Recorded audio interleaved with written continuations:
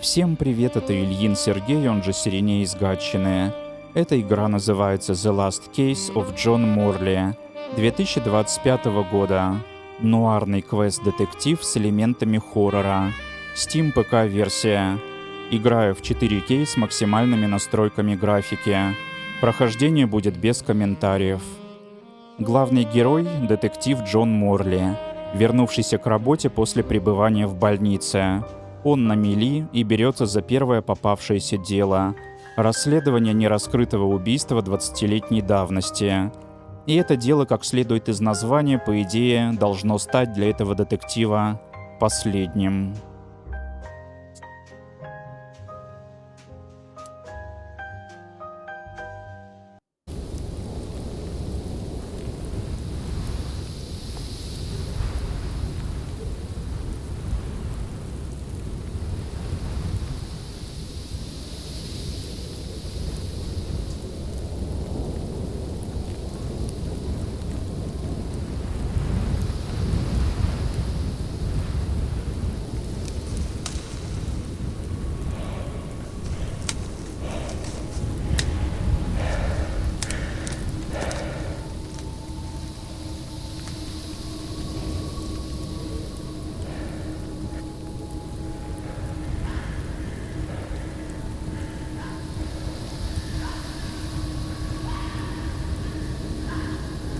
Where am I?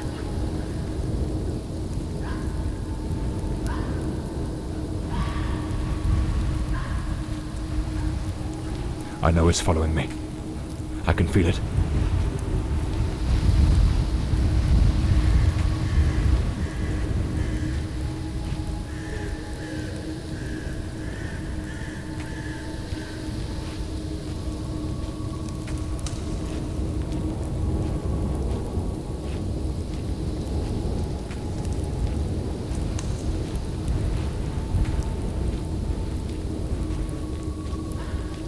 I shouldn't have taken such a risk.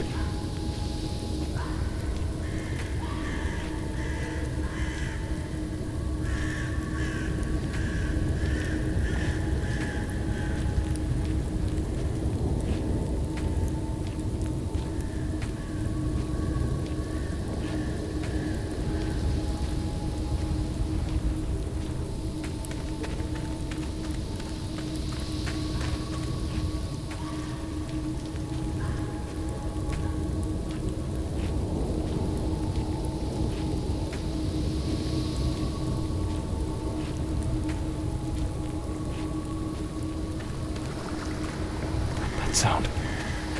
It's coming from the river.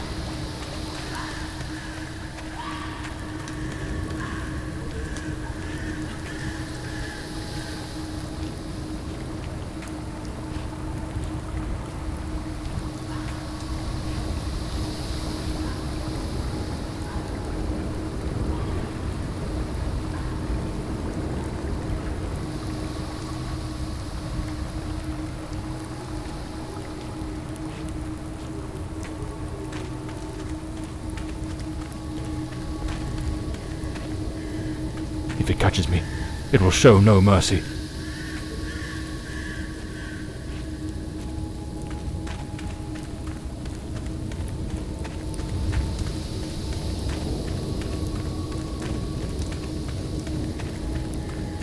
I know it's hidden somewhere in this forest.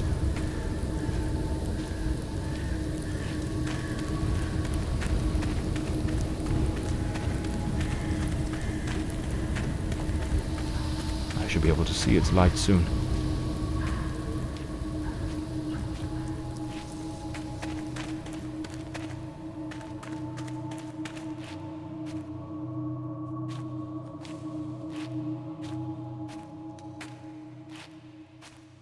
At last, I can gather my strength and plan how to face that monstrous thing.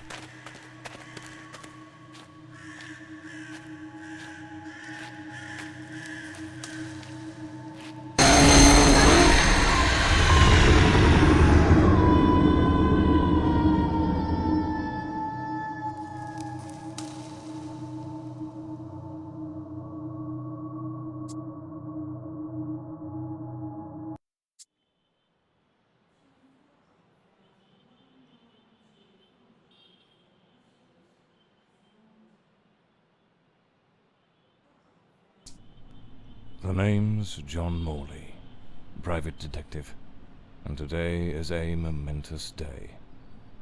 After enduring the most exquisite tortures at the hands of those blasted nurses, and being pumped full of enough medicine to fell an ox, today I'm finally free.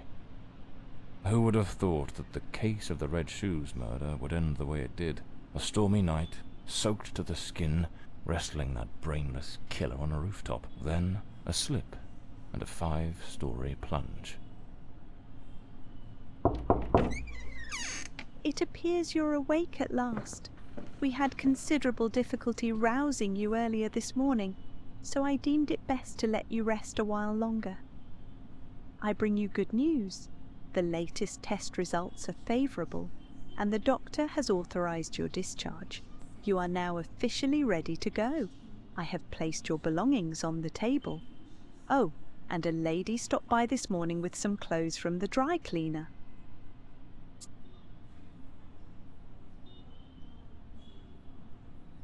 I've been having nightmares.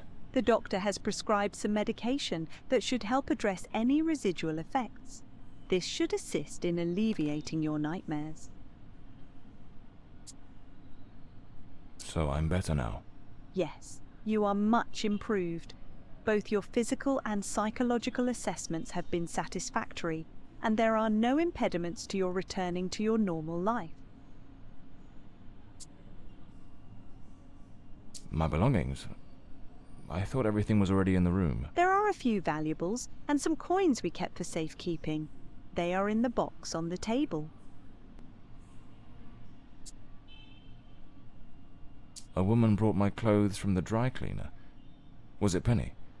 I couldn't say. She arrived quite early, before my shift began. I've placed the garments in the wardrobe to keep them from getting wrinkled.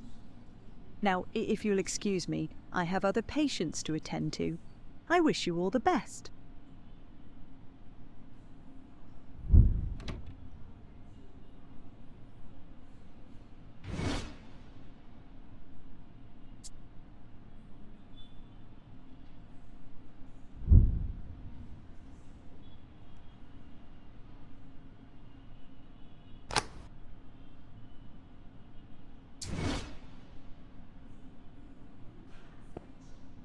I better get dressed.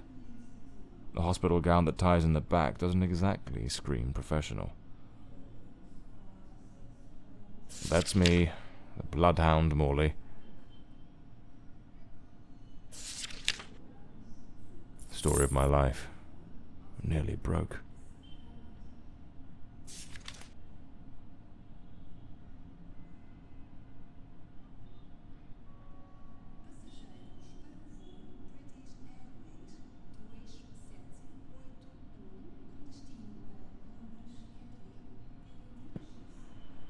Blimey, what a fool I took onto that rain-soaked pavement. And to top it off, with that downpour, I ruined my best suit. But, well, that's all water under the bridge now. Quite literally.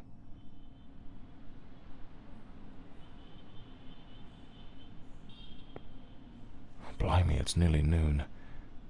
I must have lost track of time in those blasted nightmares.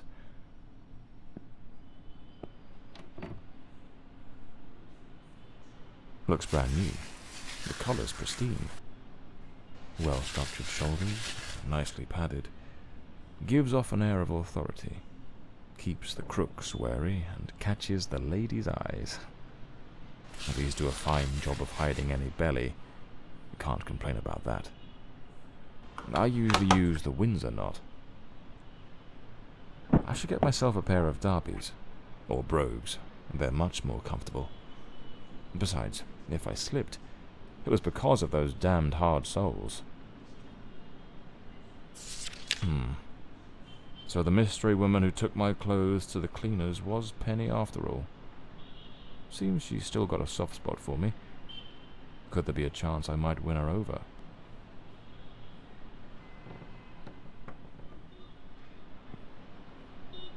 This note's from Penny, my secretary. She must have left it here a few days ago while I was still under observation.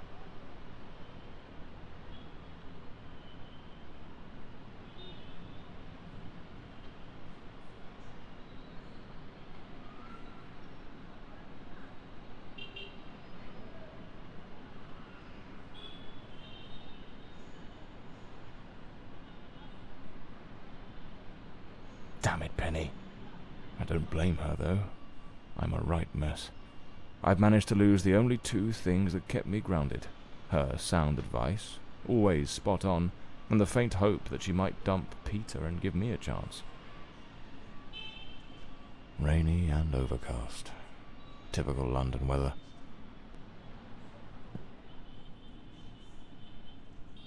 I'm not ready to leave just yet. Trench coat and fedora hat. Every detective's must-have.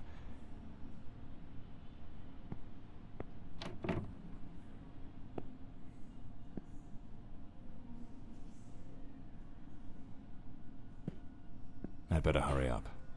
Just like Penny says in her note, I might have a new client this afternoon. And with the way things are going, I can't afford to let that slip away.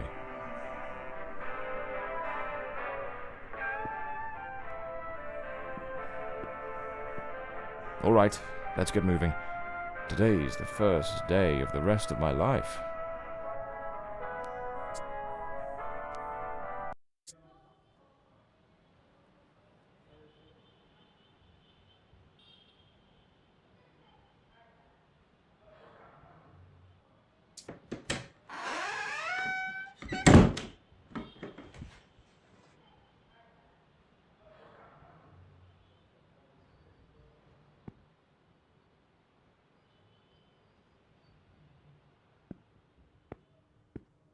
Everything's got that same old charm, and yet feels oddly new.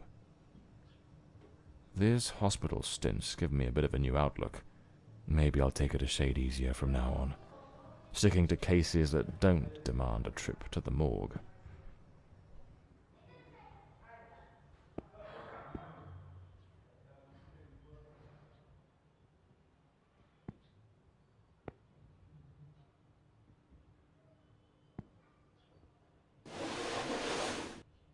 Here they are, Penny's keys, just like it says in her note.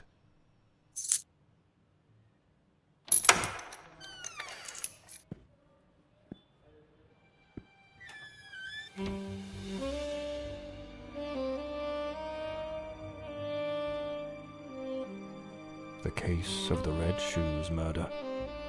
One of the most complicated I've faced. Finally, case closed. The murder weapon from the cadaver collector case. Nasty business, that one. Penny's desk. I ought to give her a ring and try to sweet talk her into coming back. If this new client brings in some decent dough, maybe I could settle what I owe her and use a little charm to win her over. So this is Peter. That smug grin's got "Punch Me" written all over it.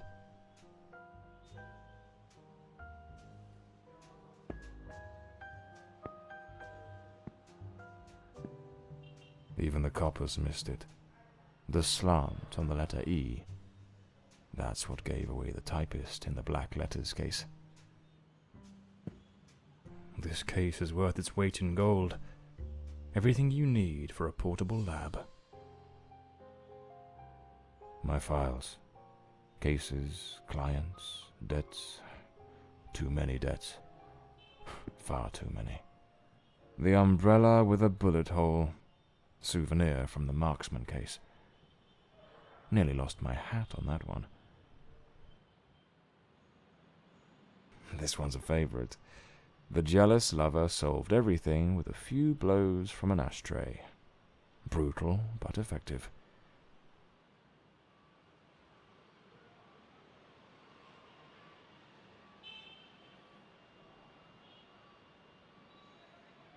My desk, strangely tidy. Normally it's buried under papers, notes, bits of evidence. Penny must have wanted to leave everything spick and span before she walked out on me. Another one of my cards. But this one has my last name circled.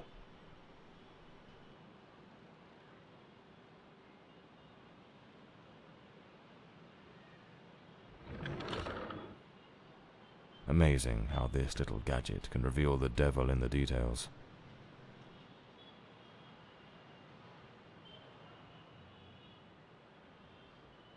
drawer. It's locked. But there doesn't seem to be a keyhole.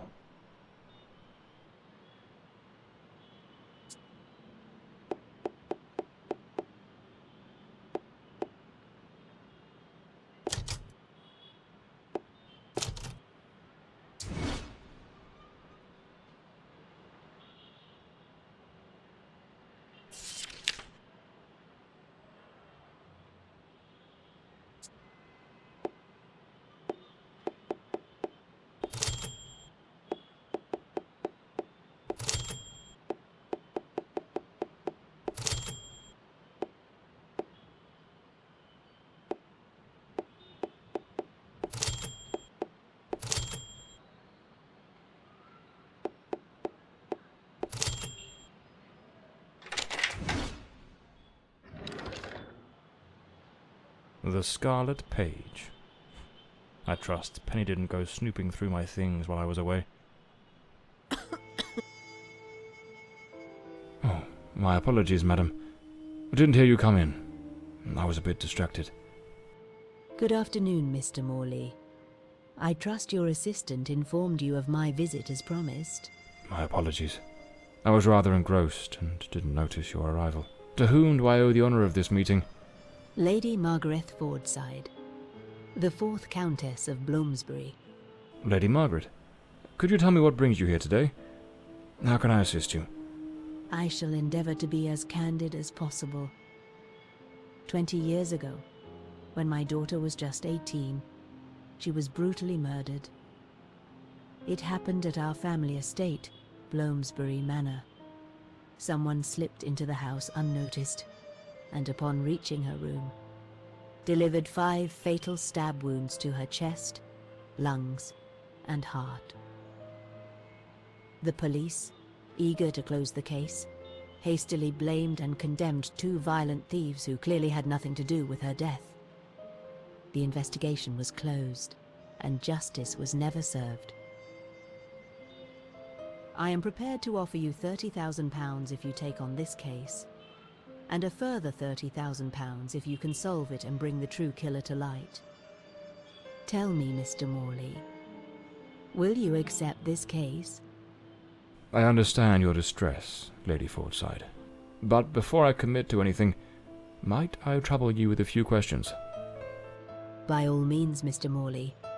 Ask whatever you must.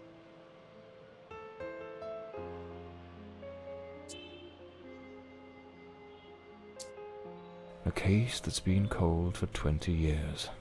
You certainly don't make it easy for me, Lady Margaret.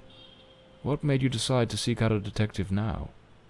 For over 2 decades, I've fought tirelessly to have the case reopened, to prove that the real murderer escaped justice.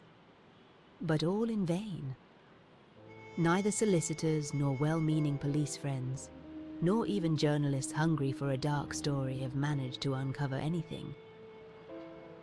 Then one day, I read about your success in solving the case of the Red Shoes killer. Regrettably, I also learned of the unfortunate incident that left you hospitalized with grievous injuries. On the advice of your secretary, Miss Penny, I waited patiently for your recovery.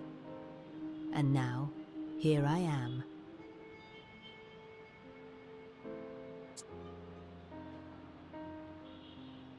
Tell me about Bloomsbury Manor. Do you still reside there? After Elodie's death, I abandoned the estate. I couldn't bear to remain there, to live within those walls. Even now, when I visit the manor, it still feels as though I can hear her footsteps echoing through the halls, her voice humming that old melody, the delusions of an old woman who has mourned her daughter for far too long, Mr. Morley. No mother should ever have to bury her child. Should you accept the case, Bloomsbury Manor would likely be the best place to begin the investigation. I shall not impede your work, as I now reside at Bedford Square, in the heart of the city.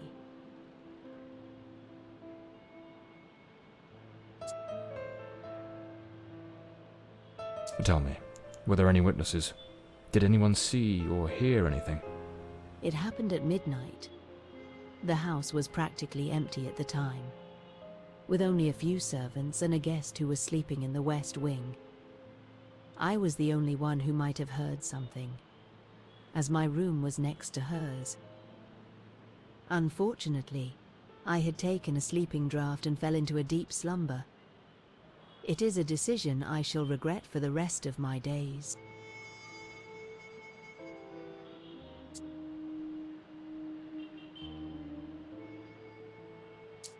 Tell me about the men the police arrested. Why are you so certain they weren't guilty? 2 days after the murder, the police arrested a pair of violent thieves who were terrorizing the county at the time. Though they swore their innocence in my daughter Elodie's death, their criminal record completely undermined their defense. Seizing the opportunity, the police locked them away for their other crimes, and the case was closed. But what has always struck me as suspicious is that nothing was stolen on the night my Elodie was killed. If those thieves were truly the culprits, why would they murder her and then leave without taking a single piece of silver? It doesn't add up, Mr. Morley. Well, I believe I have all the information I need to get started. I accept the case and will begin the investigation immediately. I'm pleased to hear that. My butler will bring you the £30,000 tomorrow morning. Now, if you'll excuse me, I have matters to attend to. Once you uncover the culprit, contact me at once, and I shall promptly deliver the remaining £30,000. Please, Mr. Morley, unravel this harrowing mystery that has tormented me for so long.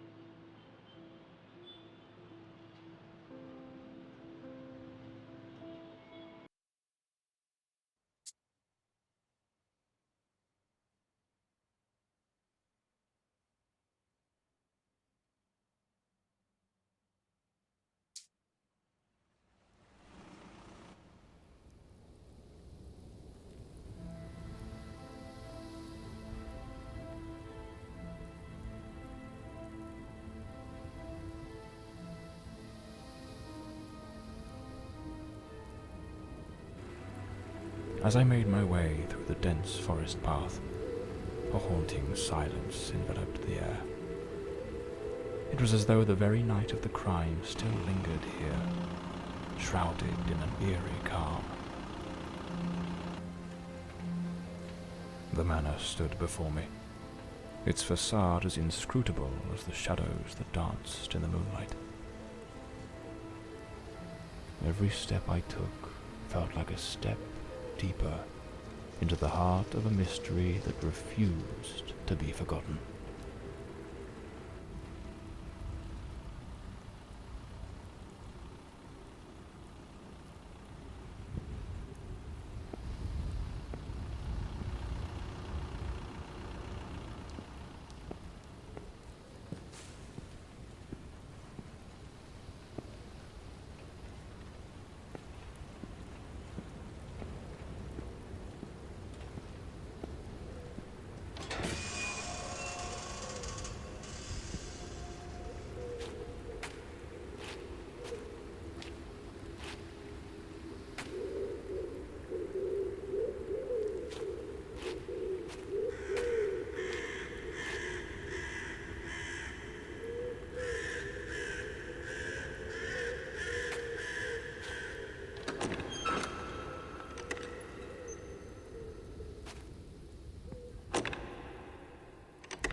Not a sound. The stillness feels heavy, like it's hiding something.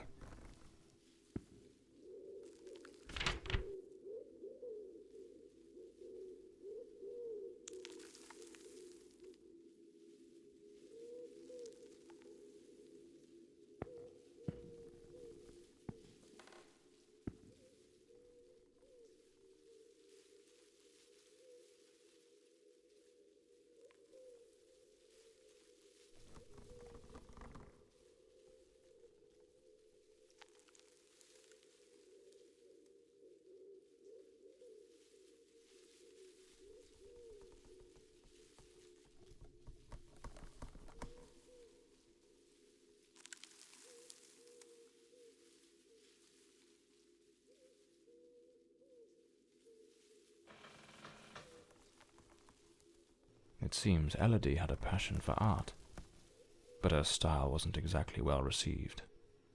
Disturbing from the looks of it.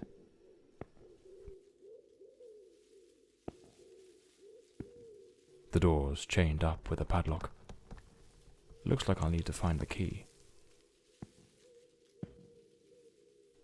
This painting, it's rather grim.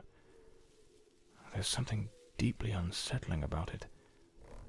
Almost like it carries a shadow of its own. A blue moon, fitting for a place haunted by its own secrets.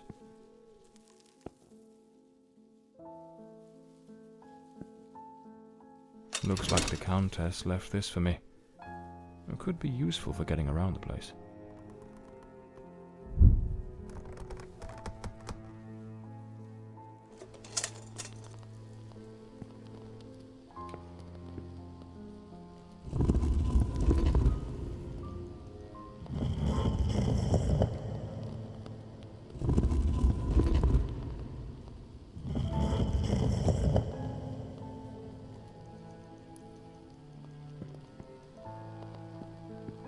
It seems Lord Fordside was a renowned sculptor, though his works were somewhat sinister.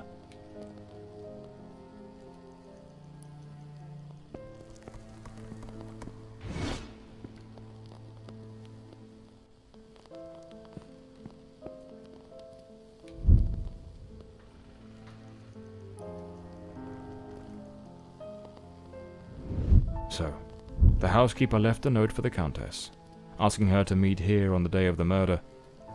I wonder what truly happened during that encounter. Very well. Let's piece the events together, step by step.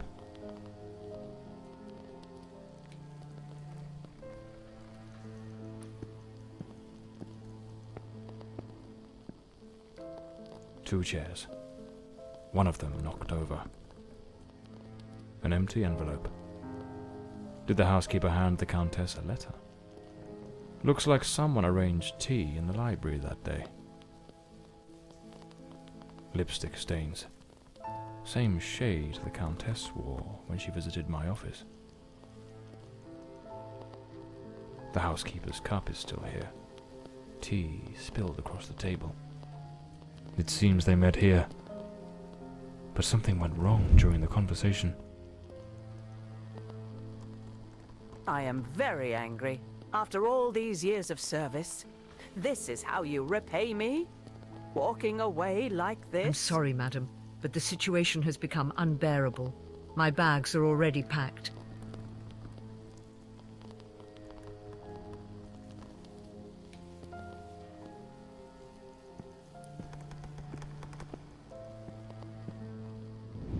The Countess threw the housekeeper out in a fit of rage. In her haste, the housekeeper forgot one of her bags. What was it that unsettled the housekeeper enough to abandon her post so suddenly?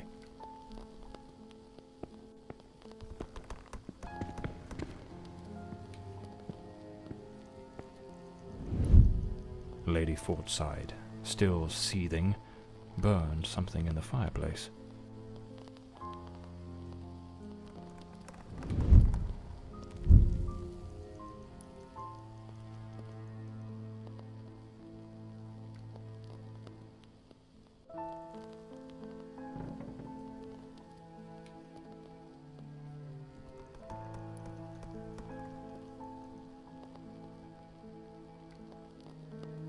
The housekeeper resigned. Seems something, or someone, troubled her greatly. Enough to break the long-standing family tradition tying her to this place. Another painting by Elodie. There's something deeply disturbing about her work.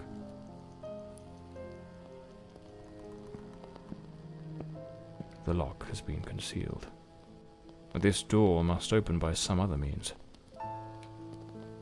The Fordside family crest, a rampant dragon, a time-honoured symbol across European heraldry, particularly among the English and the Welsh.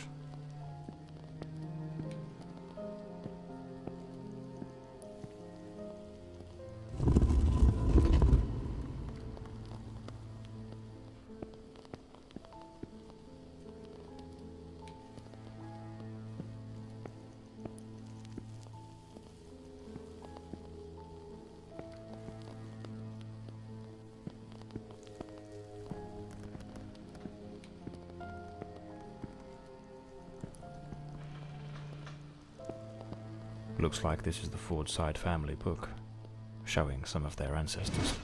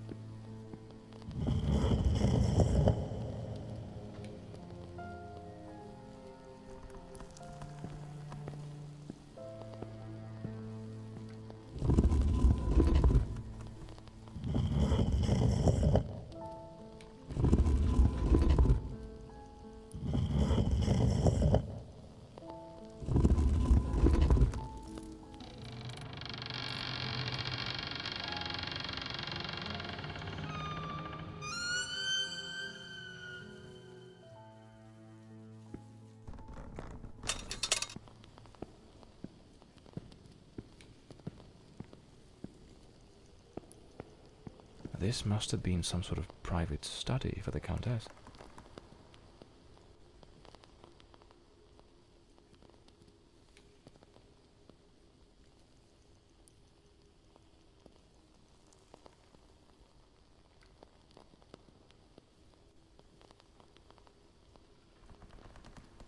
Elodie was committed to a psychiatric facility, but she supposedly recovered from whatever ailed her.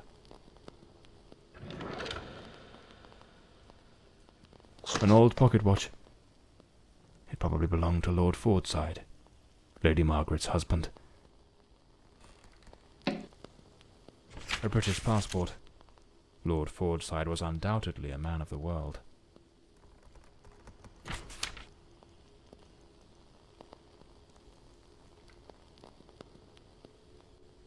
This looks like the key to the main hall. Could be my way into the heart of the house.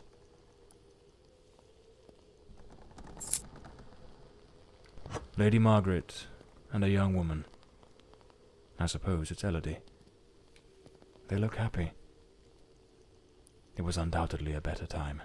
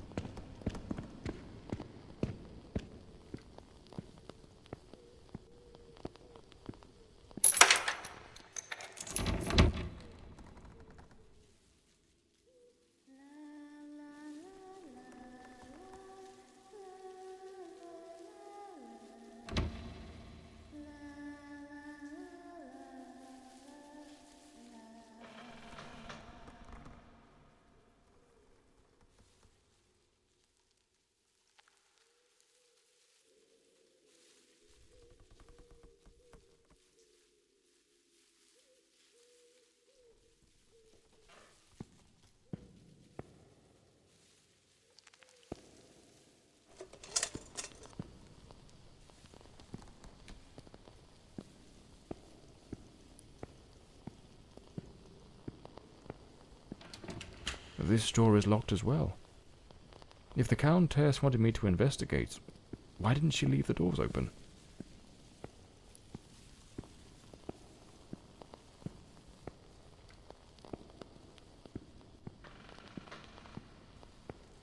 Layers of dried oil paint, left untouched for 20 years. It's as if time stopped the moment Elodie laid down her brush. Feels like the room's holding its breath, waiting for something to stir.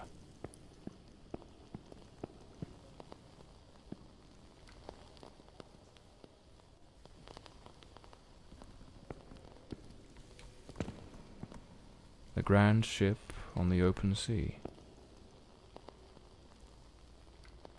The sinking of a ship. Looks like the last painting Elodie was working on was of a ship at sea. The whole gallery is filled with maritime references. She seemed quite obsessed with it. A man with his back turned, watching a ship go down. This door appears to lead out to the back garden. Locked with a padlock. I'll need to find the key.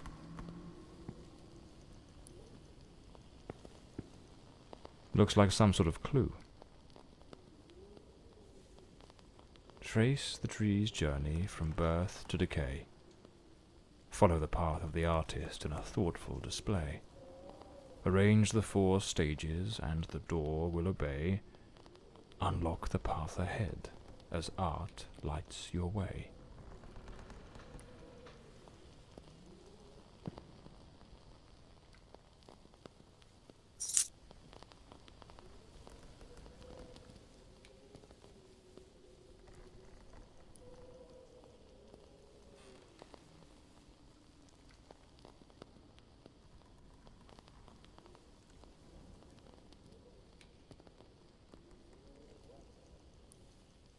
Lady Margaret took special care to secure the house, restricting access to certain areas.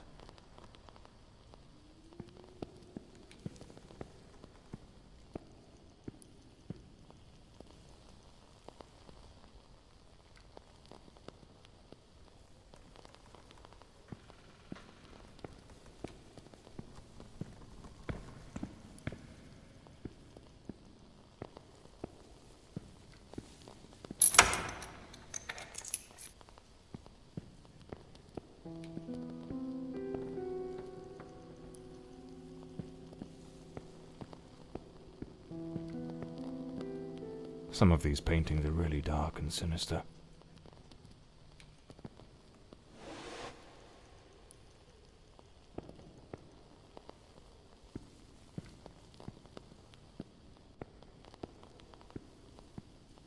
This looks like Elodie's diary. Let's see what her last entries reveal.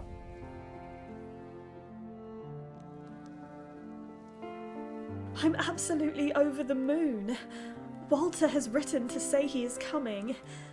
I met him at the Western Sanatorium, and we have grown so very close. He was there recovering from the trauma of a shipwreck, where he tragically lost his companions. By sheer luck, he was rescued, but not before spending an entire year on an island living amongst the natives.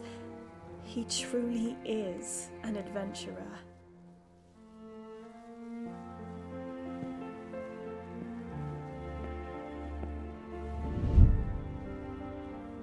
I'm so happy. Walter has finally arrived. I must admit, I am utterly captivated by him. I invited him to visit, and he gave me his word he wouldn't fail to come as soon as he was able to leave. And now he's finally here. I can scarcely contain my joy. It feels as though all the darkness has faded away.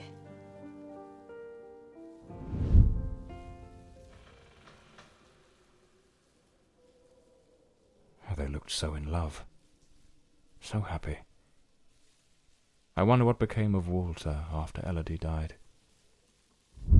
A young woman screaming in the middle of the darkness.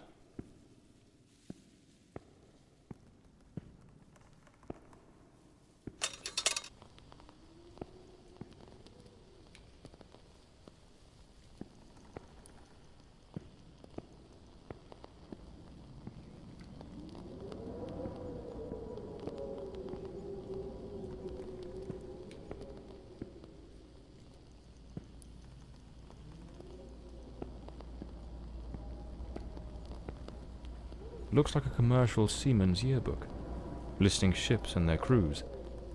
It's open to the pages under S. Damn it, it's not here. It's simply not here. This must be the Countess's handwriting. What was she searching for? Those poor souls. Tragedy seems to have cast a long shadow over this family.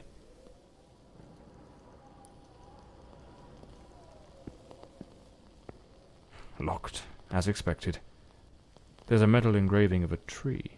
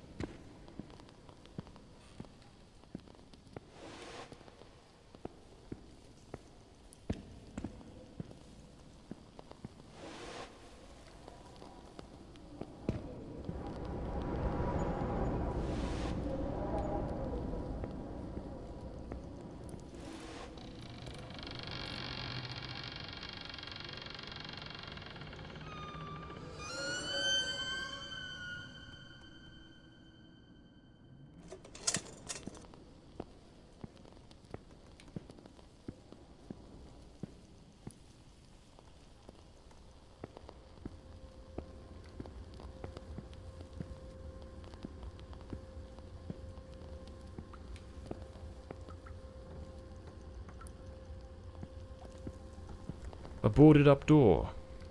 The access to the servants' quarters appears to be blocked for some reason. These broken chairs. Someone must have hurled them to the ground with great force.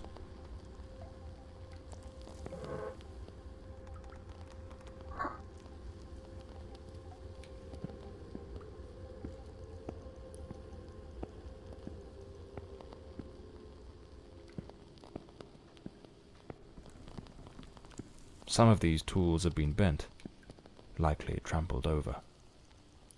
A silver knife is missing, and it's nowhere to be found. Likely taken by the same person who caused all this destruction.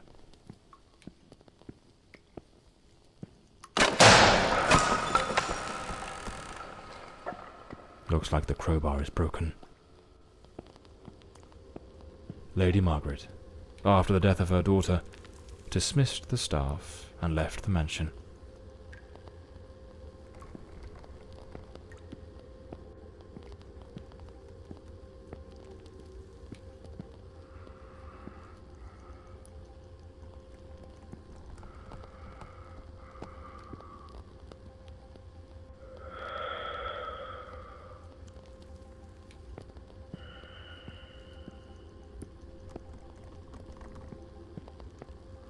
A pair of blood-stained scissors stuck in the sink basin.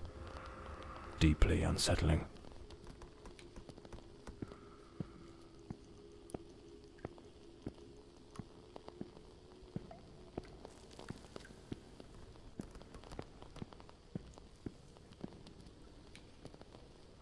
No doubt, this is the cook's room.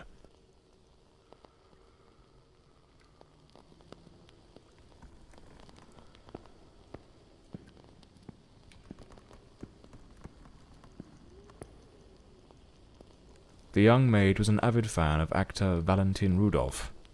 What a collection of posters from his films. A doll pierced with an awl. A warning?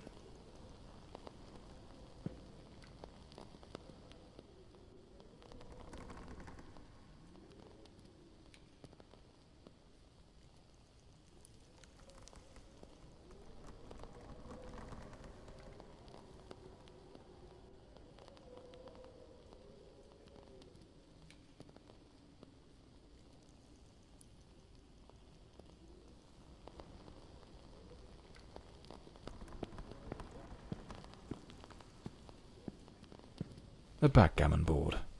One of the oldest board games.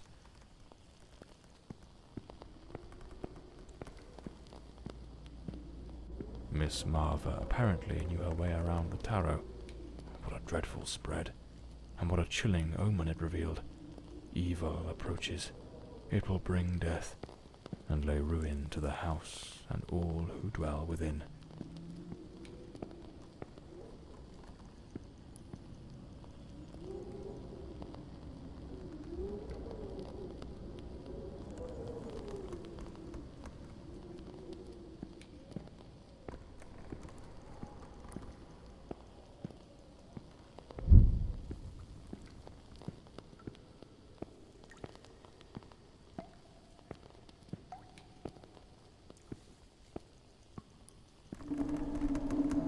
Is there someone else in the house?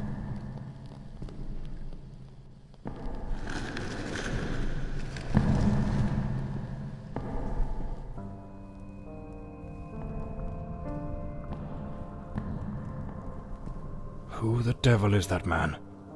He had a knife. I'm completely in the dark here. I don't think he saw me.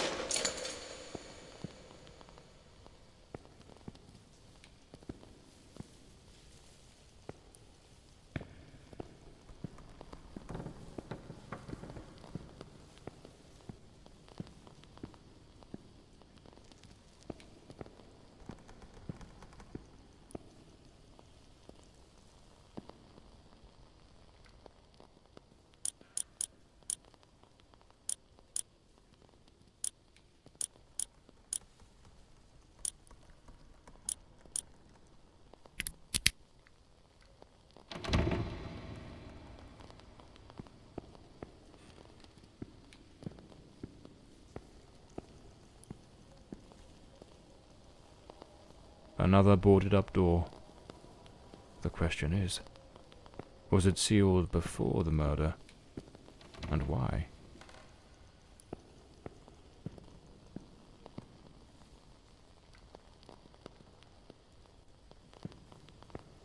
This must be Walter Brandon's room. An empty bottle. It smells of good rum. A compass and a sextant. Tools of a sailor.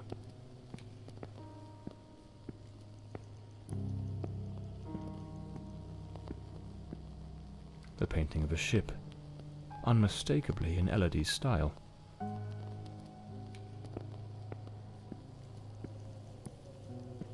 A model ship. Mr. Brandon must have felt a deep yearning for the sea.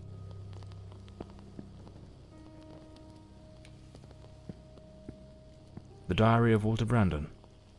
Perhaps it holds some clues about who he was, and what his involvement in this case might be.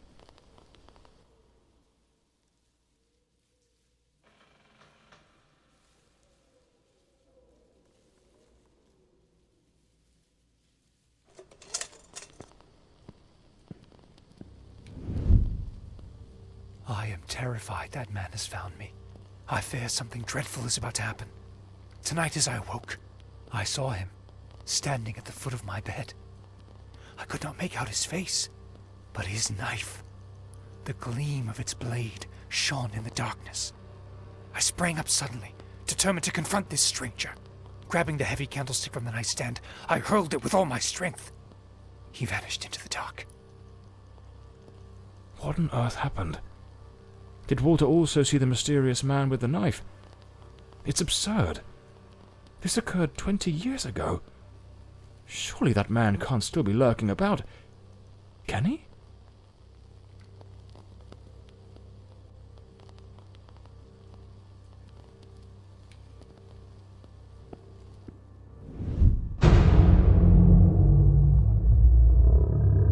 Coming here was a grave mistake. He has followed me, watching and lurking in dark corners, waiting to surprise me. I dare not tell Elodie. she would think the one thing I dread most for her to believe. I see him again from the window, watching me. His long hair and beard obscure his face, and he still holds that knife. He means to kill me.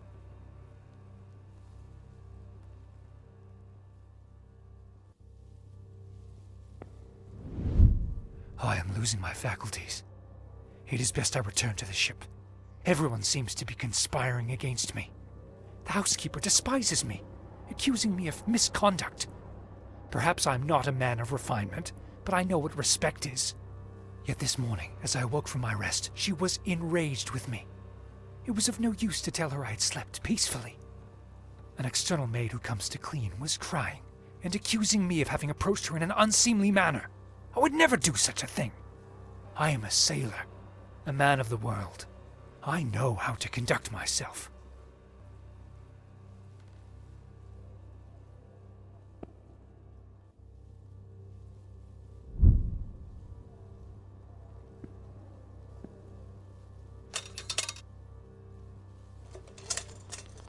The last entry in the diary, dated the very night of the murder.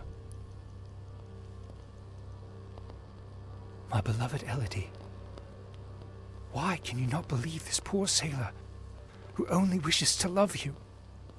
I have left everything behind. My ship, the sea, all my world, just to be by your side as you asked me to.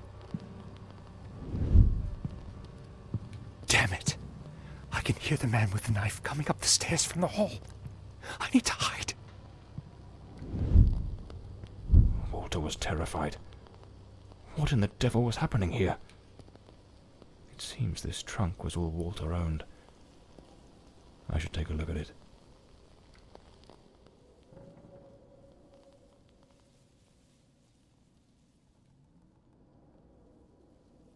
A photograph of Elodie. No doubt Walter cared for her deeply. Seems I'm not the only one with a fondness for hats.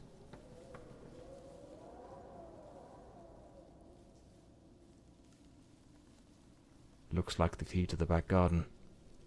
I better head back to the staircase gallery. Pretty sure I saw a door to the outside there.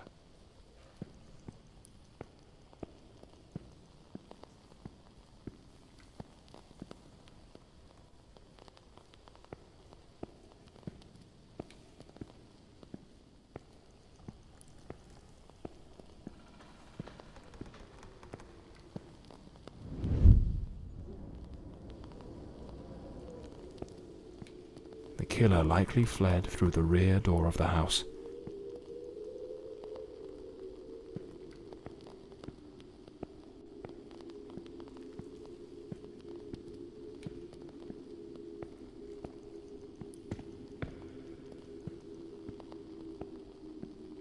At that old fountain in the garden, now little more than a basin of stagnant water, one can still make out the faint impressions of bloodied hands. It seems almost certain the killer stopped here, in a hurried attempt to wash away some of the blood spattered across his body.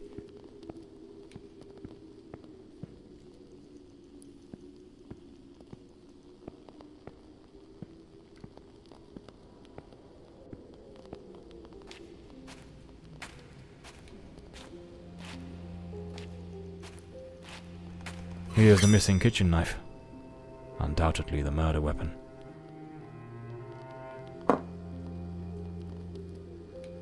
A filthy coat, soaked in some kind of blackened, hardened liquid, aged over time. Despite his injuries, the killer rid himself of anything that might incriminate him before fleeing the scene. The boots, the coat, even the knife. It's a chilling thought, but those very items remind me of the figure seen lurking near the manor, the same figure Walter Brandon spoke of with such dread. And perhaps the very one who was said to have harassed the maids. That mysterious presence was, in all likelihood, the murderer of Elodie Fordsайд. This ought to do the trick for that boarded-up room upstairs, just by Walter Brandon's room.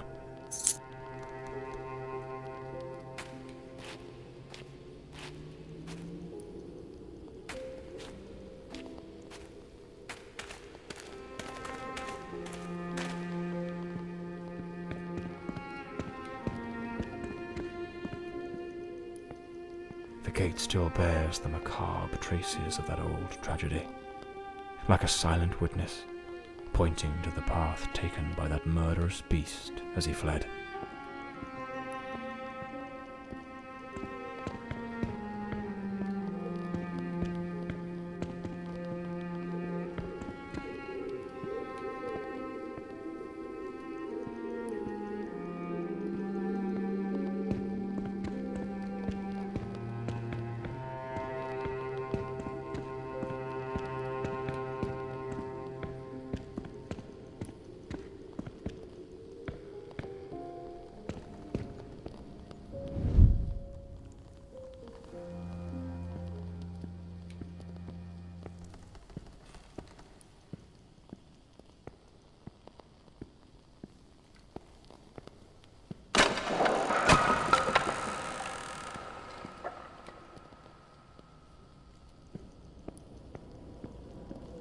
Lord Fordside was a gifted artist, no doubt, but his work betrayed a dark and tormented soul. This unfinished fallen angel stirs in me a curious sense of unease, almost repulsion. Unlabeled liquor bottles. The damp and the passing years have likely worn away whatever once marked them. There's a distinct scent of wormwood, the plant at the heart of absinthe. Thujone, its active compound, could provoke hallucinations. Visions said to come straight from the goddess Artemis herself. A sharpening wheel. Lord Fordside likely crafted his own chisels.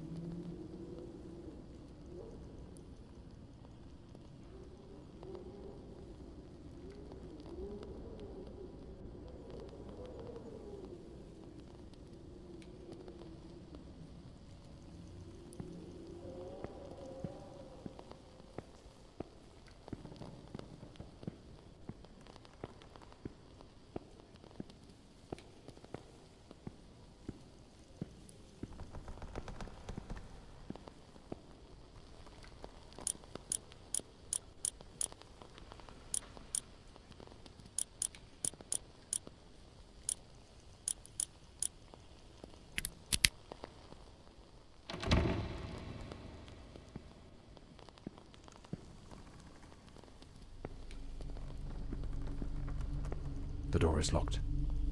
I'll need to find the key.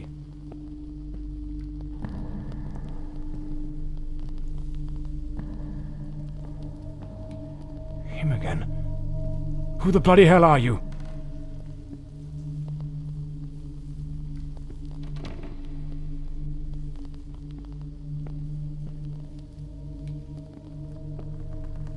This room looks like it belongs to a woman. Lady Margaret, perhaps?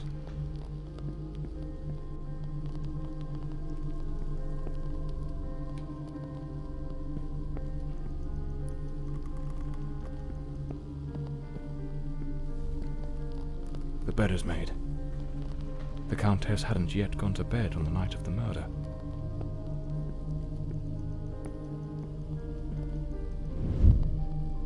This is a nightmare. I am deeply concerned for Elodie. The housekeeper has long been warning me about Walter. I have made some inquiries, and nothing is as it seems. Elodie remains blissfully happy with him in the house. I am at my wit's end.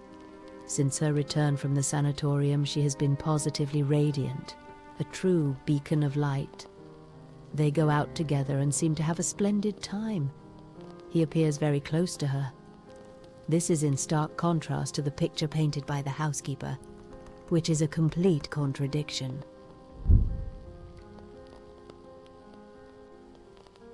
It's a damn fine bottle of wine. No one in their right mind would open a vintage like this and leave it abandoned, unless something rather urgent interrupted the evening.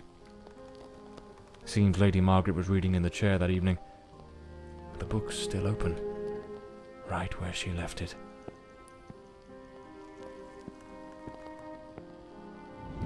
Last night I heard him scream. He seemed to be in the throes of a panic attack. I approached on tiptoe to the guest quarters, and then suddenly I was struck with terror. An insane, maniacal laughter echoed through the night. It did not sound like him. The following morning, Walter and Elodie went out to sail on the pond. Everything appeared normal, and he was the most charming he has ever been.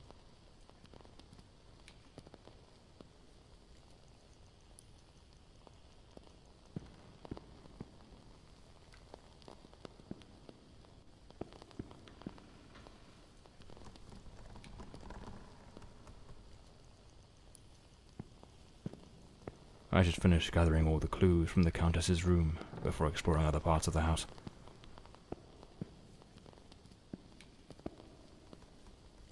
Something made of glass is shattered here.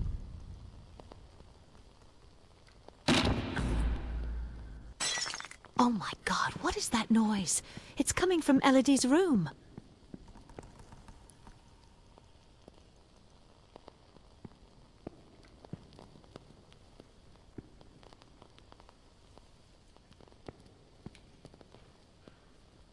The fireplace tools, all knocked over on the floor, and unless my eyes deceive me, the poker appears to be missing. Oh my God, Elodie! Lady Margaret, quite agitated, grabbed the fireplace poker and rushed toward Elodie's room.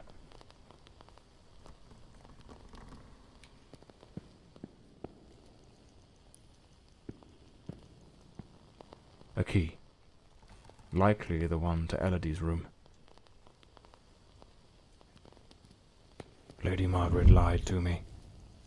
She hadn't taken any sleeping draught that night.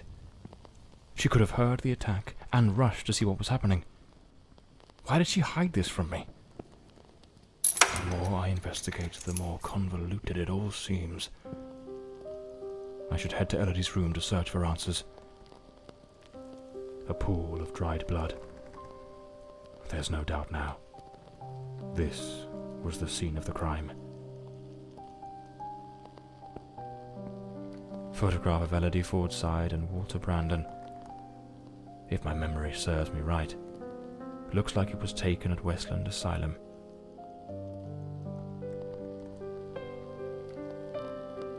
There was a struggle here, clear as day. Not a clean break-in. The killer wasn't subtle.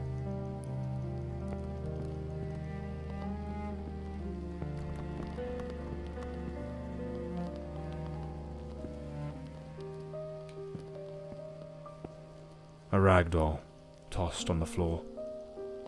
I'd wager it used to sit neatly on the bed. Either it was knocked over in the scuffle, or perhaps Elodie dropped it herself in the panic. Judging by the sheer brutality of the crime, we can almost certainly conclude the killer was a man of considerable build. The blood-stained coat, found alongside the greenhouse knife, suggests that the mysterious figure seen loitering nearby may, in fact, be the very same individual who committed the murder. They say the killer always returns to the scene of the crime. But 20 years have passed. Why now? Let's attempt to reconstruct the events, just as they might have unfolded that night, and try to understand precisely what happened.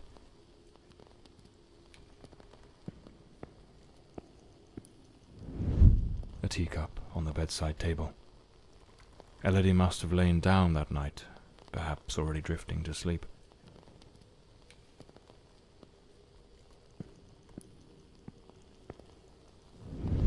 The door's lock, completely broken, indicates someone forced their way into the room, likely startling Elodie awake.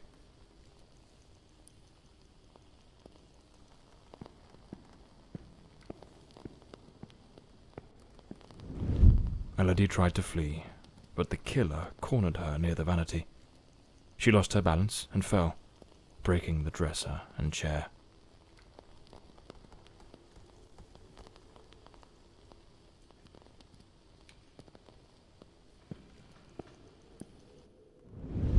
The killer dragged her to the bed against her will. In the struggle, one of the vases fell from the mantelpiece.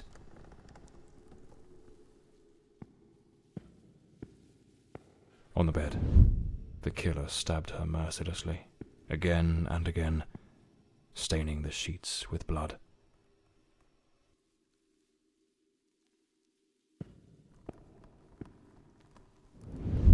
That's when Lady Margaret arrived, striking the killer with the fireplace poker, knocking him away from Elodie.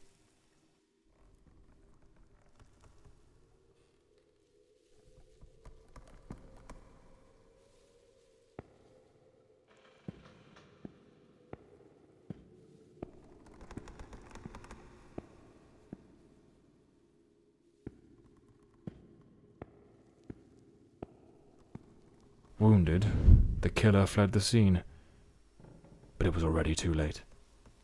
Elodie was already dead.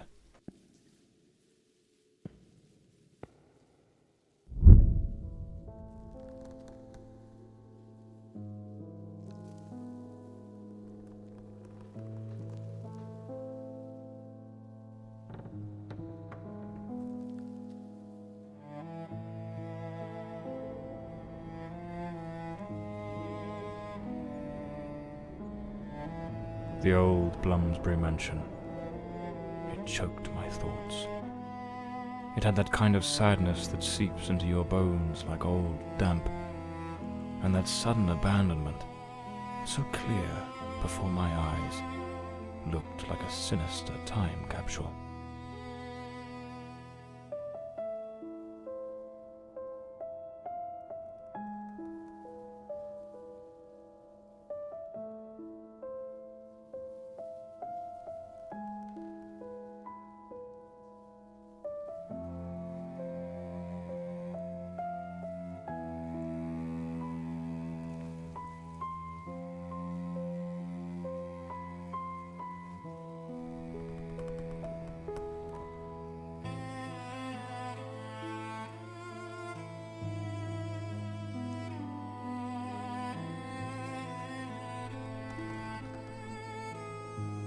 One thing was certain.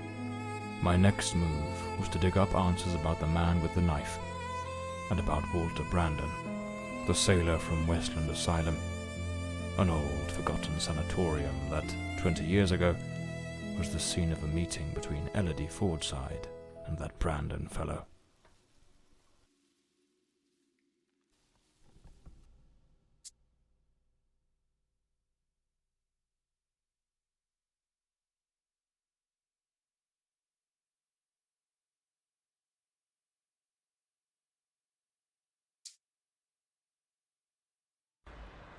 It was an ungodly hour when my battered car crept along the winding, shadowed road leading to Westland Asylum.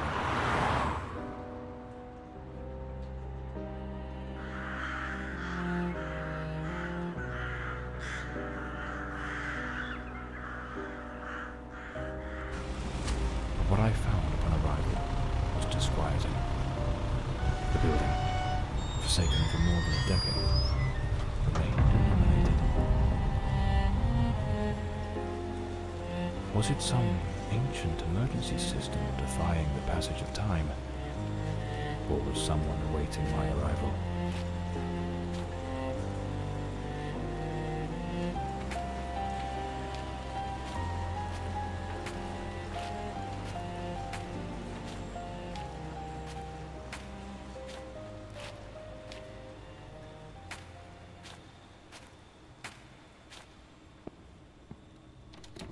The front door, sealed shut.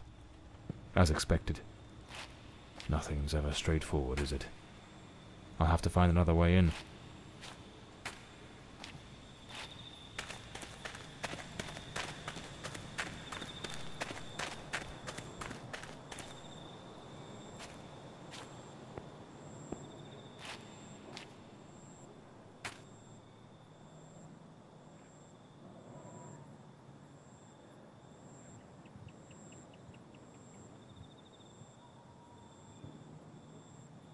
So, there's an alternative entrance, hidden somewhere in the wall of the asylum.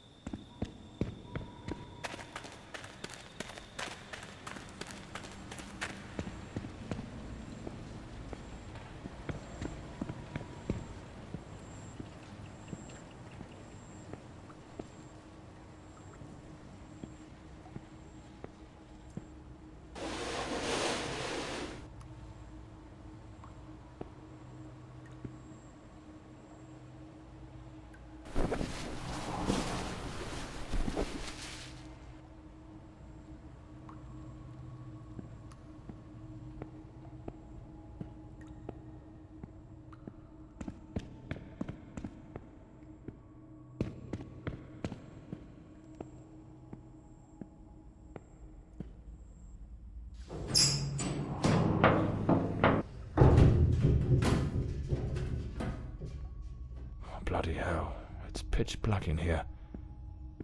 Looks like I've stumbled into what could be the kitchen. Impossible. Locked as well.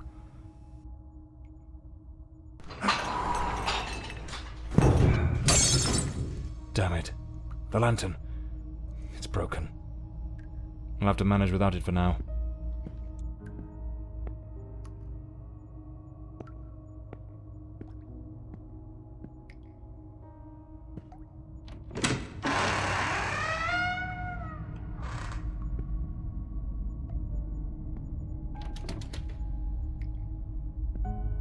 Some of the rooms are completely trashed. I didn't expect the asylum to be in such a state of decay.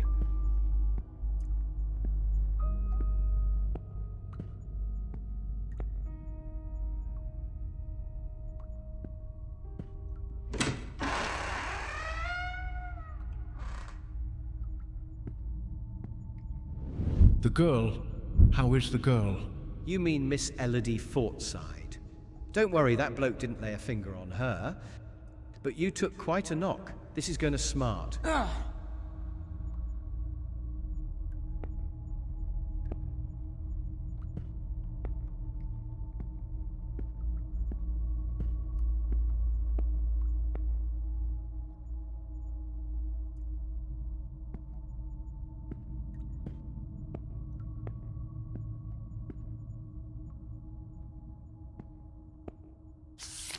May 1922. This letter was written half a year before Elodie's murder. It's possible she was still a patient here at the time.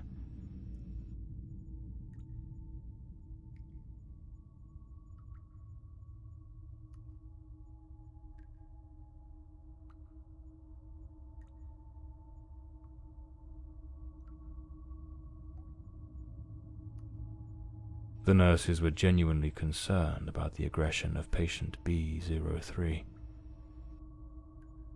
Westland Asylum was a top place in its good old days.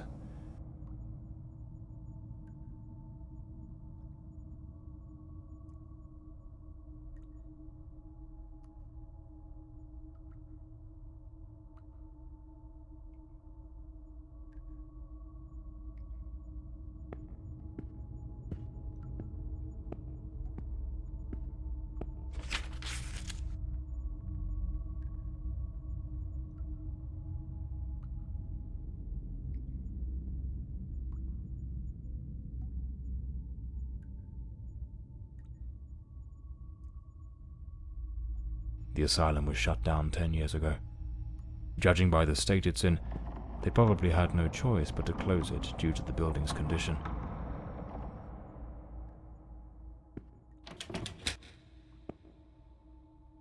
Some basic rules, but quite necessary, I must say.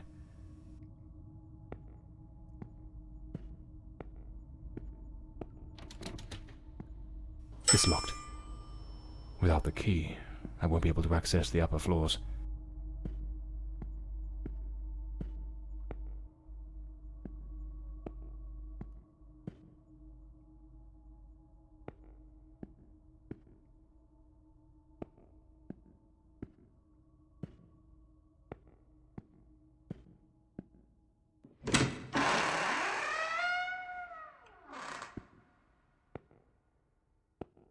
This file cabinet is now empty. It probably held all the records of the inpatients.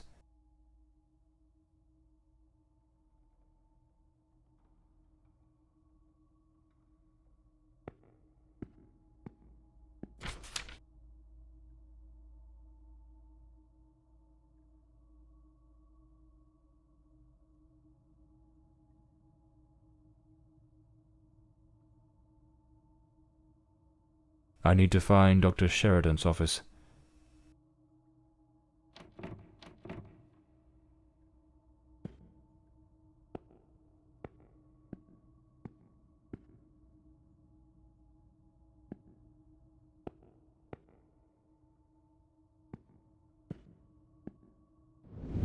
We must formalise the admission of Miss Elodie Fordsайd.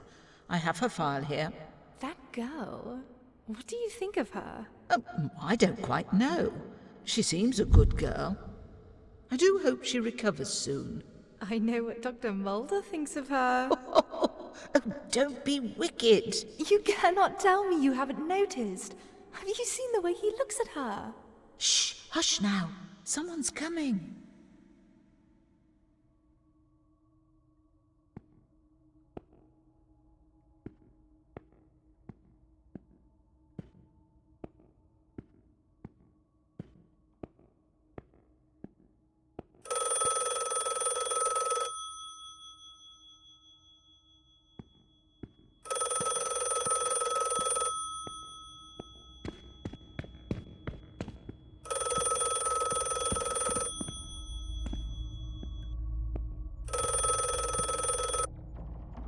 Hello?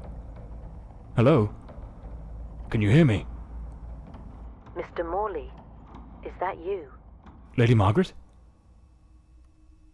Mr. Morley, I'm so relieved to hear your voice. I've been trying to reach your office, but I couldn't get through to anyone. It's awfully late at night, Lady Margaret. How on earth did you know I was at Westland Asylum? Well, I was already in bed, truth be told. But there was something on my mind. A vital detail I'd forgotten to mention. I called your office, searched for you at the mansion, and when I couldn't find you there, I assumed you might be investigating at the asylum. I see. Very resourceful of you. Now tell me, what is this detail of such importance? Oh yes, of course. I almost forgot. You see, the truth is, I'm afraid that you're not alone. What the devil does that mean? Hello? Lady Margaret?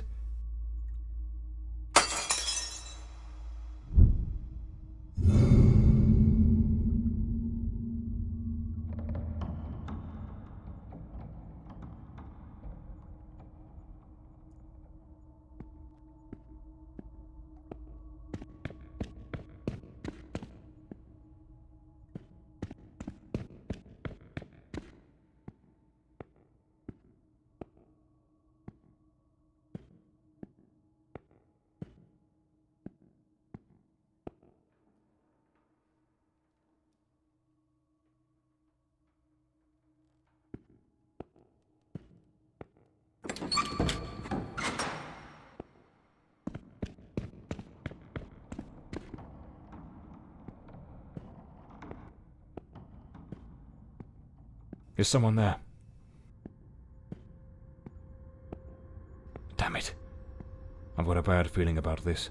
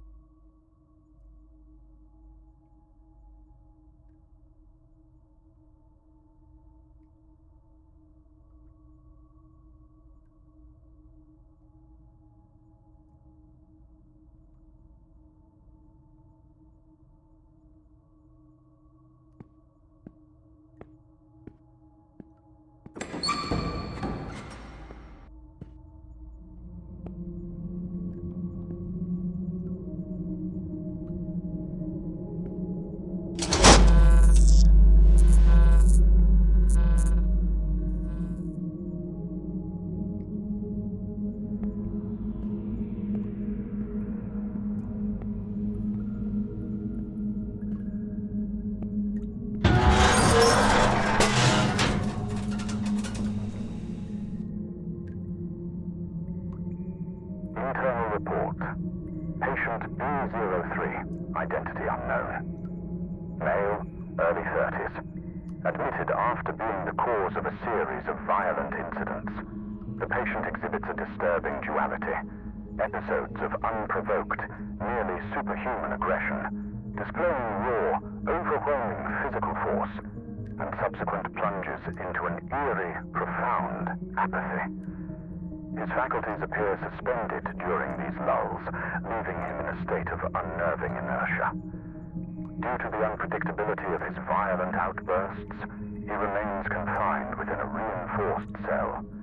Treatment involves high doses of sedatives, potassium bromide or morphine, and a regimented course of electroconvulsive therapy, alongside stringent restraints, such as an anti-biting mask and, if required, an iron muzzle.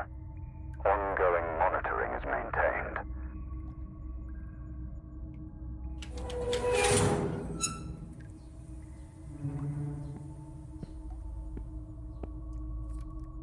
Internal report. Patient B02. Mr. Norbert Clark, 45, from Sanderson, is a persistent pyromaniac whose actions have repeatedly endangered both property and life. Despite his seemingly frail build, he harbors an alarming compulsion for fire setting, a tendency exacerbated by intermittent episodes of disorganized thought and incoherent speech under duress. His unsettling, fixed gaze suggests the planning of covert schemes, amplifying his threat.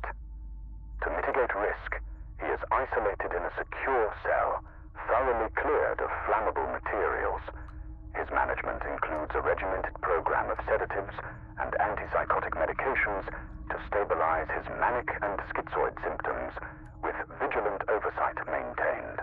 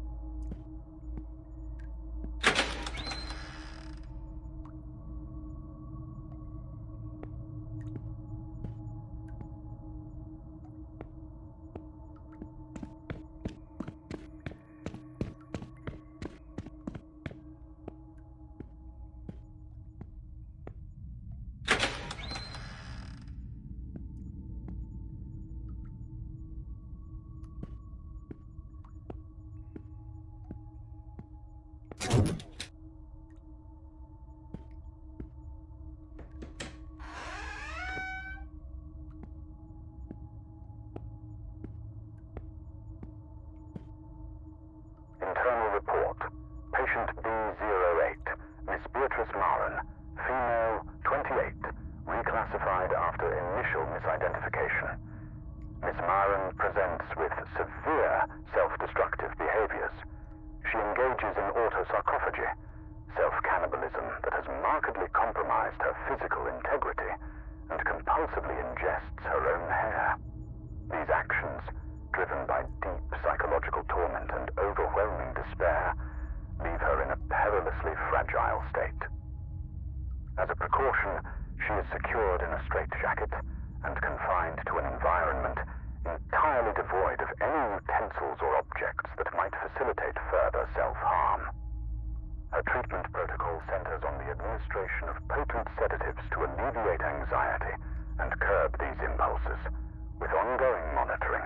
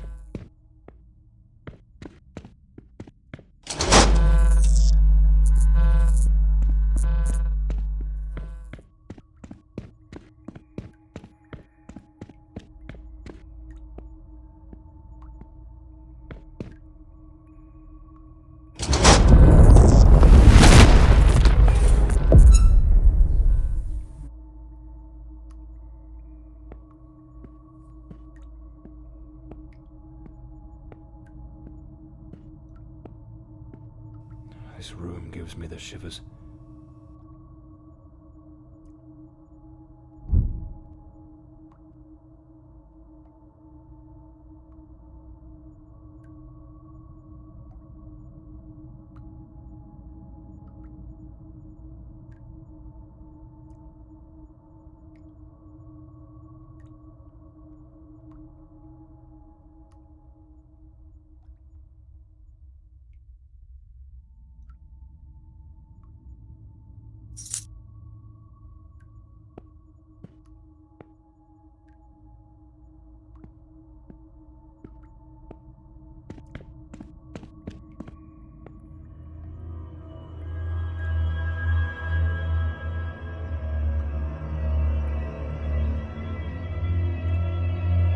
I need to hide. Quickly!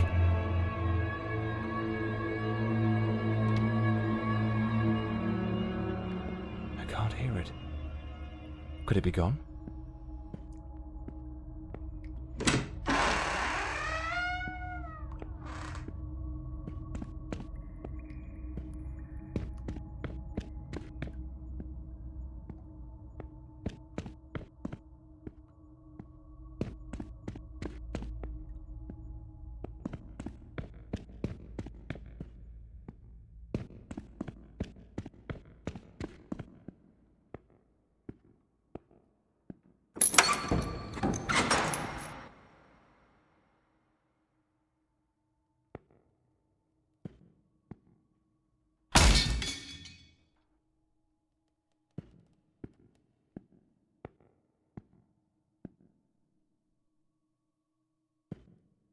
Clean water, an apple, a bit of bread. The food's still fresh. A cigarette case, with a bit of tobacco still inside.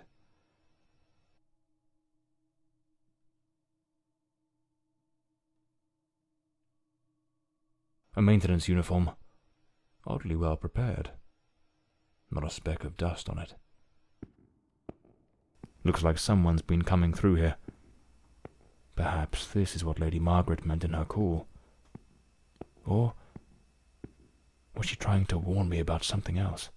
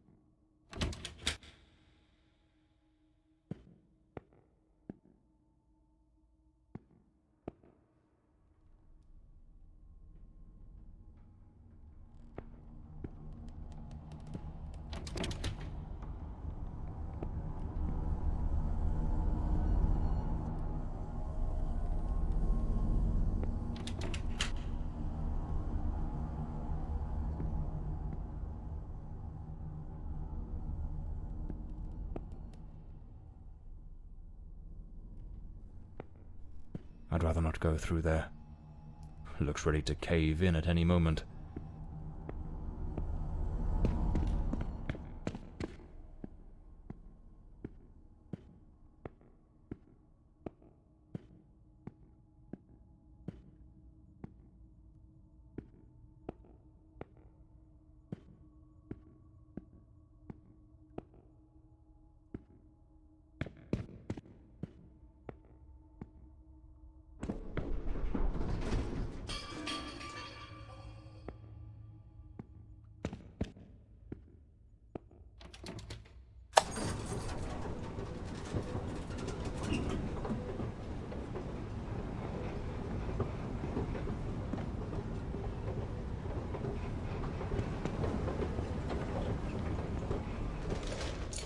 Here it is.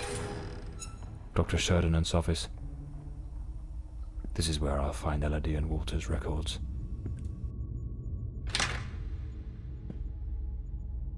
Wait. No, it can't be. There he is, in the photo. Dr. Sheddenand in the center, and right next to him, it's him. The man with the knife. That wild mane, that unkempt beard, it's unmistakable. But what's he doing here? And he's holding a book. I need to get to the library. Elodie's record. Patient at the sanatorium.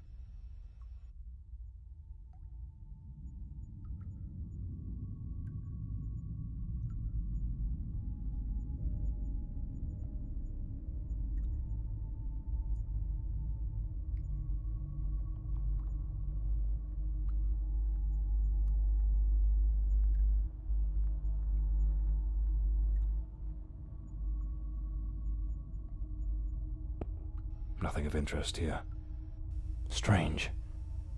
Elodie's record was easy to find, but there's no sign of anything related to Walter Brandon. Something doesn't add up. What am I missing?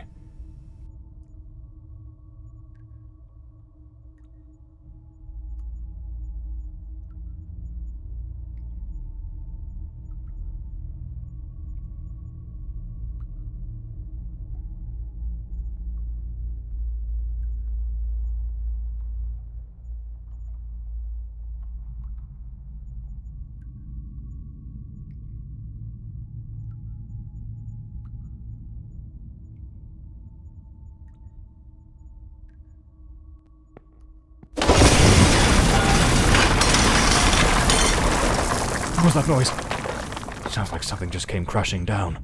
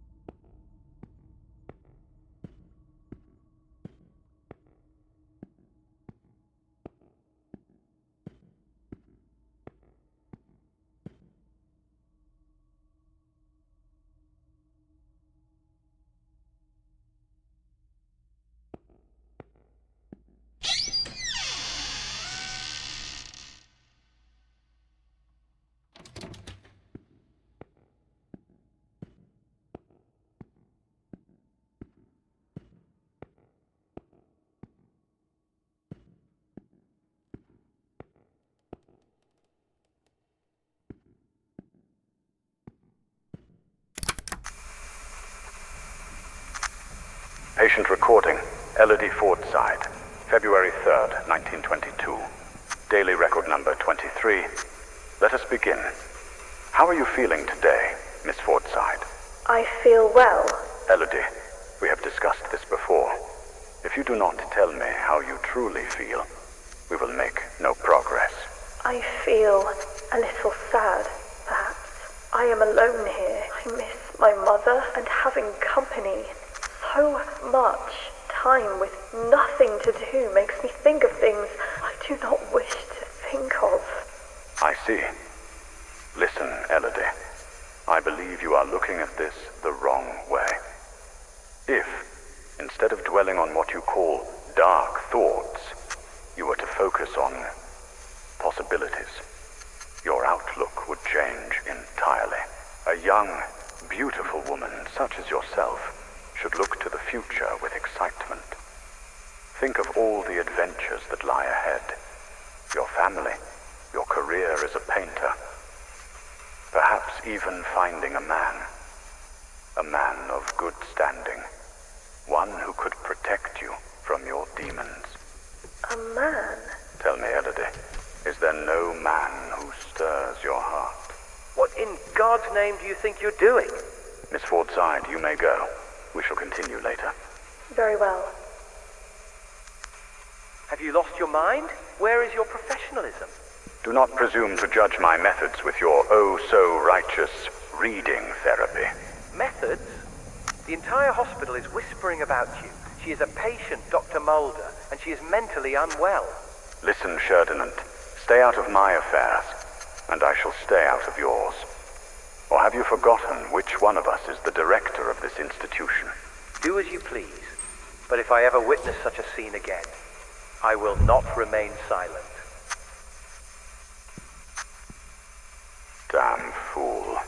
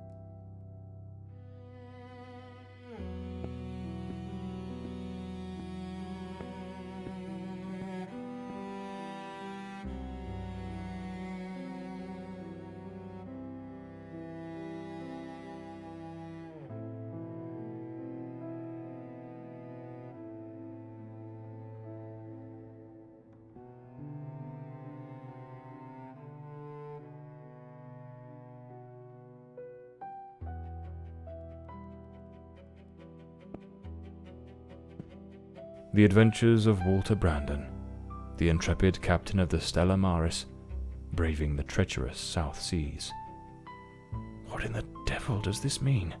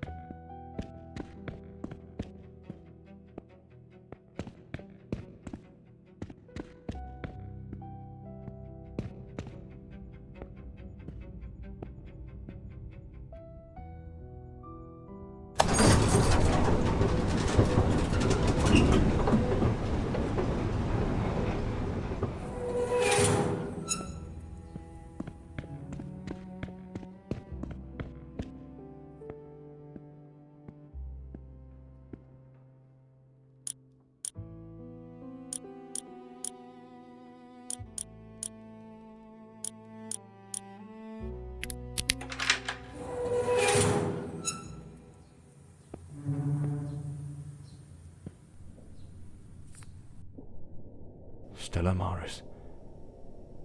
That was the name of the ship captained by Walter Brandon. That hospital screen is positioned like the sail of a ship.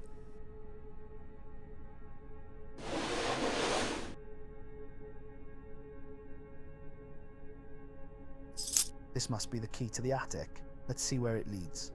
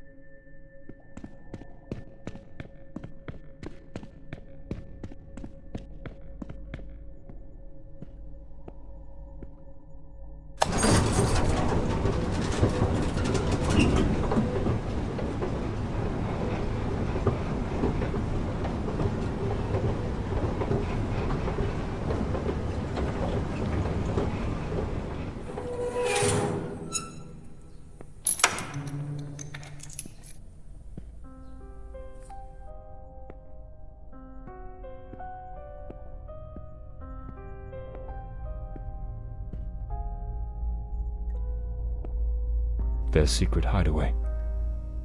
Like two reckless teenagers, they started a romance, hidden from the prying eyes of doctors and nurses. An alarm clock.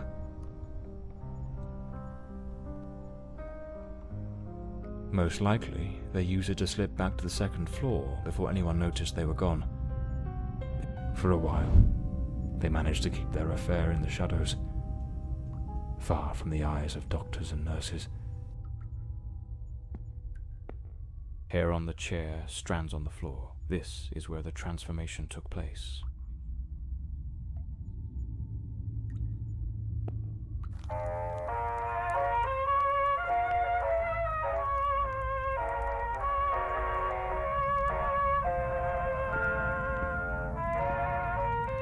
A pair of scissors and a comb. Elodie put in real effort to make him fit the mold of her ideal hero. She remade patient 1365 in the image of her most secret longings.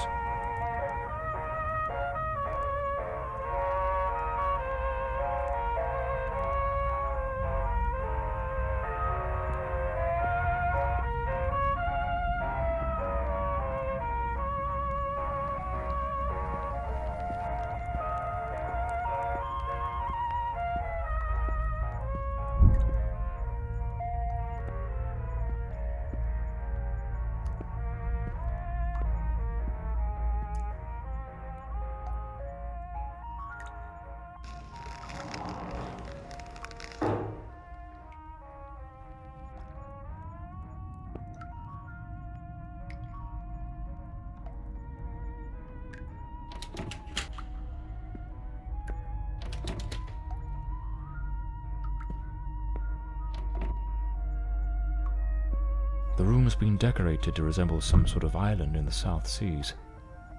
Of course, I should have guessed. She pulled him into her world.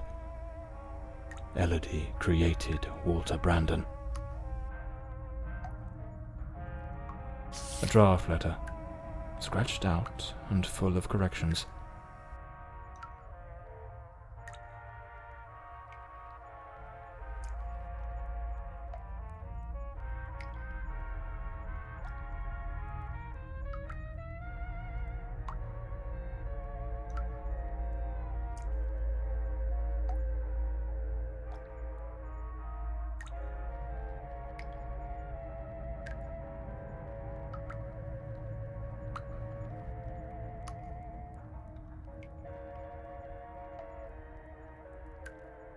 She goaded him into leaving the sanatorium. That man was desperately ill. But Elodie's selfishness outweighed what little sense she had. She pushed him too far.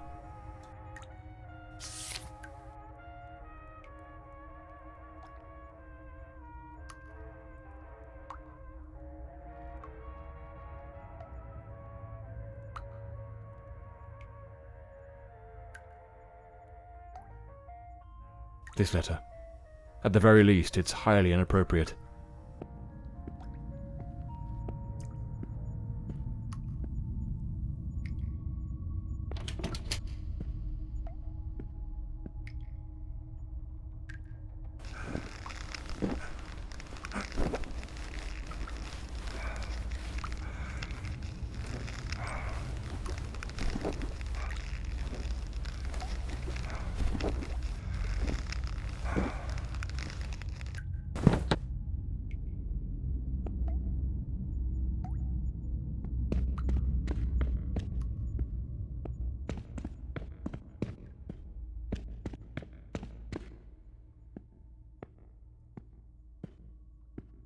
Looks like Elodie found herself a little hideaway to keep practicing her dark craft.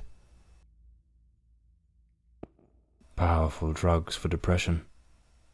Anxiolytics. The girl improved, but it seems the doctors were baffled by her mind. Elodie found painting, and with it, a way to spill the shadows that crawled through her mind.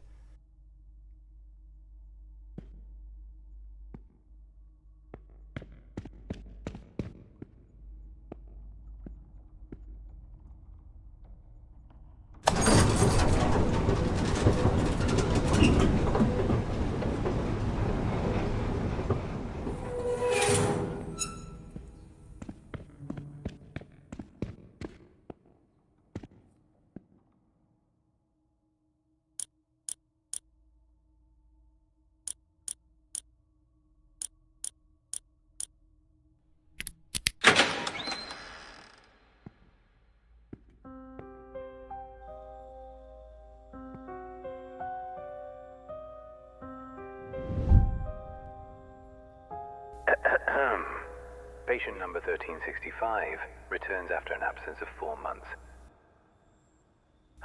He's in a state of utter disorientation, perspiration pouring off him, and good heavens, there's a severe wound to the skull. His clothes and hands are covered in blood, and it doesn't appear to be his own.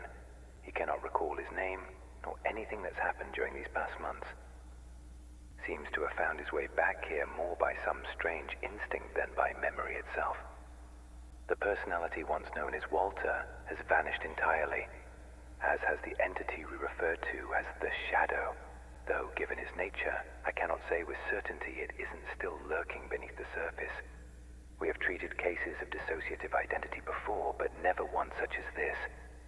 His appearance, his voice, even his build and weight change quite drastically. Now he looks frail, gaunt, empty, as though there's nothing inside, as though he were but an empty shell, waiting to be occupied. His condition calls for far stricter supervision. This institution is no longer equipped to care for him. I am ordering his immediate transfer to St. Dymphna Hospital. Dr. Former, a specialist in matters such as this, will take him under his care. As I near the end of my tenure as director, I must see this case brought to a decisive close. The blood upon his hands, the emptiness in his eyes, all point to an act of the gravest kind.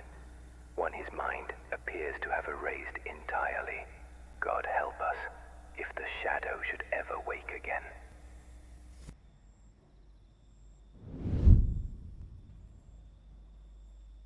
So it seems Walter came back to the sanatorium of his own accord, though he was utterly incapable of recalling what he'd done. They moved him to St. Dymphna's Hospital. Could he still be there after 20 years? What became of him? I'll have to follow this lead.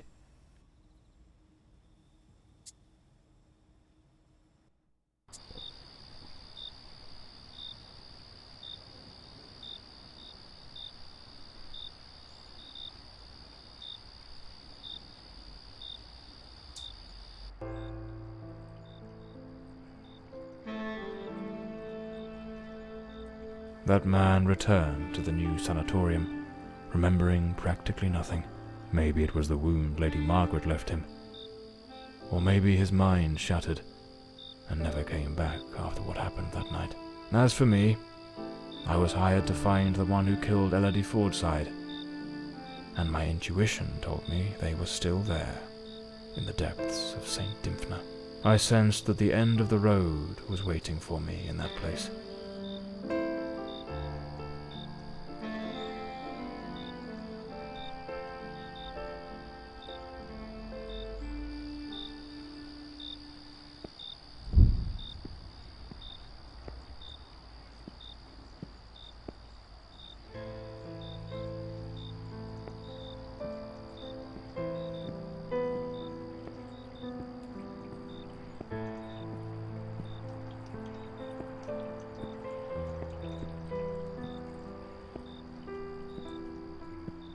Can't very well saunter in through the front door as if nothing's amiss. I'll need to find another way in.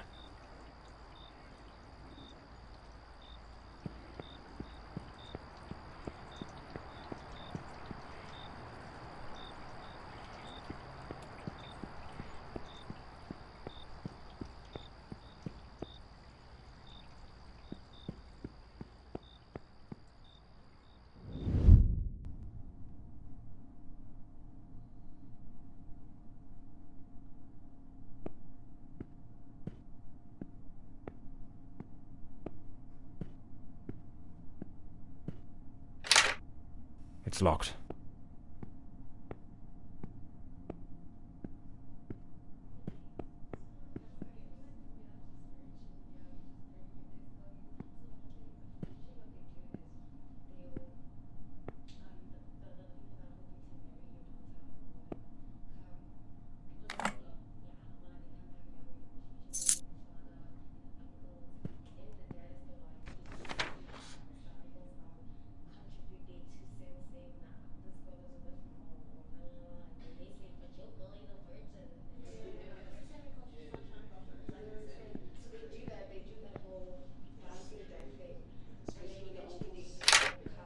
It's locked.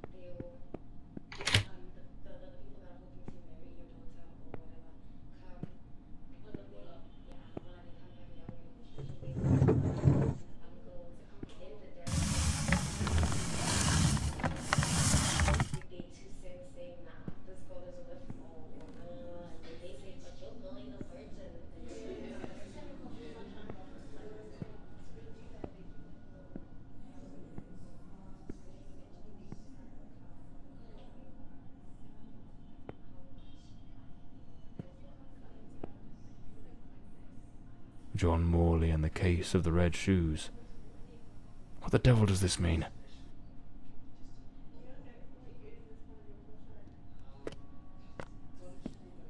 Lady Margaret.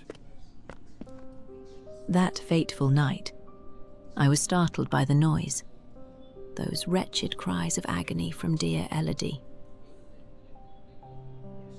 I rushed to her chambers, and there you stood, stained with the blood of the one soul I cherished above all others in this world. The housekeeper had warned me, but I turned a deaf ear.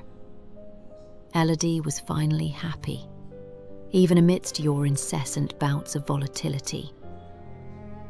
Yet, with the passage of time, your demeanour darkened.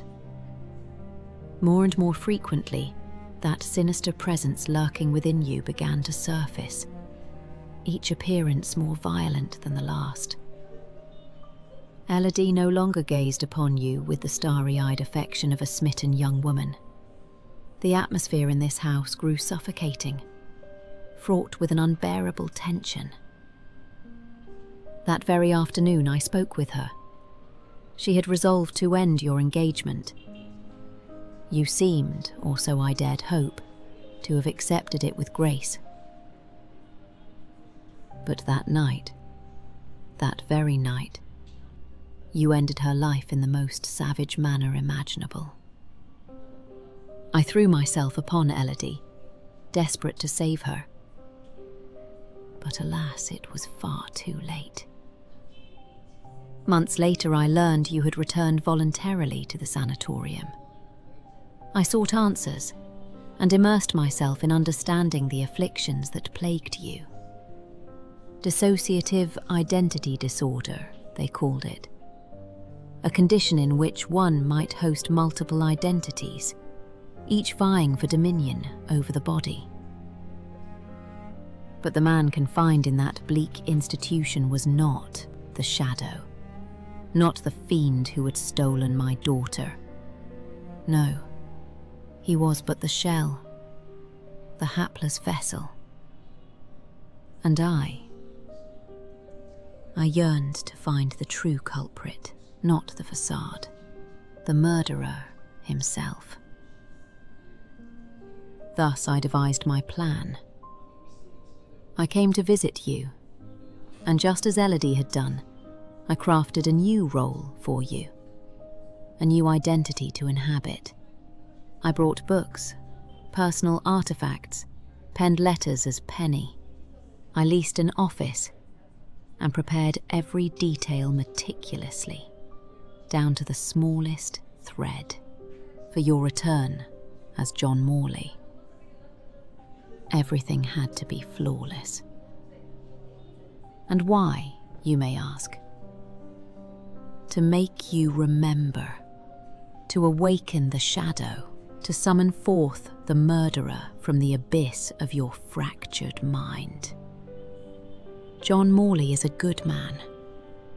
Walter Brandon was a spirited young sailor, brimming with love for Elodie. But the shadow was a merciless, unrepentant killer.